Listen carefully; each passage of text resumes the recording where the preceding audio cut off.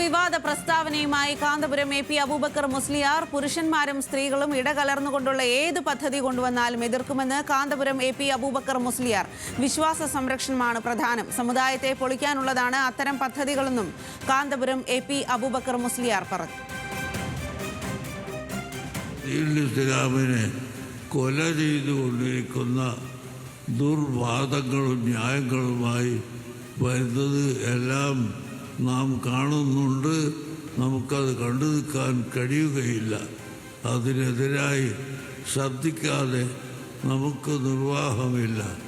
സ്ത്രീ പുരുഷ സങ്കലനം, സ്ത്രീകളും പുരുഷന്മാരും ഒന്നായി ഒരുമിച്ച് കൂടി ഇടകലർന്നുള്ള ഏത് പദ്ധതി കൊണ്ടുവന്നാലും അത് ഇവിടുത്തെ ദീൻ പൊളിക്കാനുള്ള പദ്ധതിയാണ് എന്ന് നമ്മൾ മനസ്സിലാക്കണം.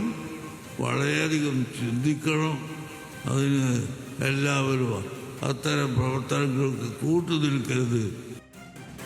കൂടുതൽ വിവരങ്ങളുമായി കോഴിക്കോട് നിന്നും അനൽക സെയ്ദുംവിയാണ് ചേരുന്നത്. അനൽക, കഴിഞ്ഞ ദിവസം മെക്സെവനെതിരെയൊക്കെ ഗുരുതരമായ ആരോപണങ്ങളാണ് ഉന്നയിച്ചിരുന്നത് കാന്തപുരം അബൂബക്കർ മുസ്ലിയാർ. ഇന്നിപ്പോൾ എല്ലാ പദ്ധതികളും അത്തരത്തിൽ പുരുഷന്മാരും സ്ത്രീകളും ഇടകലർന്നുള്ള ഏത് പദ്ധതിയും എതിർക്കുമെന്ന് പറയുമ്പോൾ ഏത് രീതിയിലാണ് അദ്ദേഹത്തിന്റെ ഈ പ്രസ്താവനയെ വിലയിരുത്തേണ്ടത്?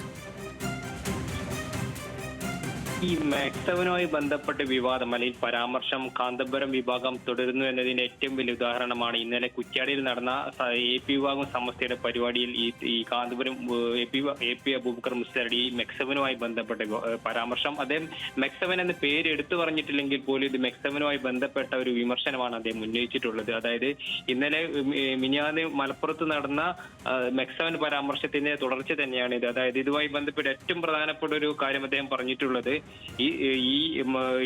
ഇത്തരത്തിൽ ഏത് പദ്ധതികൾ കൊണ്ടുവന്നു കഴിഞ്ഞാൽ, അതായത് പുരുഷന്മാരും സ്ത്രീകളും ഇടകലർന്നു കൊണ്ടുള്ള ഏത് പദ്ധതി കൊണ്ടുവന്നു കഴിഞ്ഞാലും അതിനെ എതിർക്കുമെന്നാണ് കാന്തപുരം എ പി അബൂബക്കർ മുസ്ലിയാർ പറഞ്ഞിട്ടുള്ളത്. ഇത്തരം പദ്ധതികൾ കൊണ്ടുവരുന്നത് സമുദായത്തെ പൊളിക്കാനുള്ളതാണ് അത്തരം പദ്ധതികളെന്ന് എ പി അബൂബക്കർ മുസ്ലിയാർ പറയുന്നുണ്ട്. അദ്ദേഹം കൃത്യമായ ബോധ്യത്തോട് കൂടിയിട്ട് തന്നെയാണ് പറയുന്നത്. കാരണം ഇതുമായി ബന്ധപ്പെട്ട് അദ്ദേഹത്തിനെതിരെ നിരന്തരം വിമർശനങ്ങൾ ഉണ്ടായിരുന്നു. ആ വിമർശനങ്ങളെല്ലാം അദ്ദേഹം മനസ്സിലാക്കിക്കൊണ്ടാണ് ഇത്തരത്തിലൊരു പരാമർശം നടത്തുന്നത്. ഇതുമായി ബന്ധപ്പെട്ട് അദ്ദേഹത്തിനെതിരെ ഈ മെക്സവൻ വ്യായാമ കൂട്ടായ്ക്കെതിരെ വിമർശനം ഉന്നയിച്ചതിന്റെ പശ്ചാത്തലത്തിൽ അദ്ദേഹത്തിനെതിരെ റിട്ടയർഡ് ജസ്റ്റിസ് കമാൽ പാഷ അടക്കം അദ്ദേഹത്തിനെതിരെ വലിയ രീതിയിൽ അധിക്ഷേപം നടത്തിയിരുന്നു. അത്തരമൊരു ഘട്ടത്തിൽ അദ്ദേഹത്തിനെതിരെ നടത്തുന്ന വിമർശനങ്ങൾ അദ്ദേഹത്തിന് പൂർണ്ണമായിട്ടുള്ള ബോധ്യമുണ്ട്. ആ ബോധ്യം ഉൾക്കൊണ്ട് തന്നെയാണ് അദ്ദേഹം ഇത്തരത്തിൽ മെക്സവനെതിരെ പേരെടുത്ത് പറഞ്ഞിട്ടില്ലെങ്കിൽ പോലും മെക്സവനെതിരെ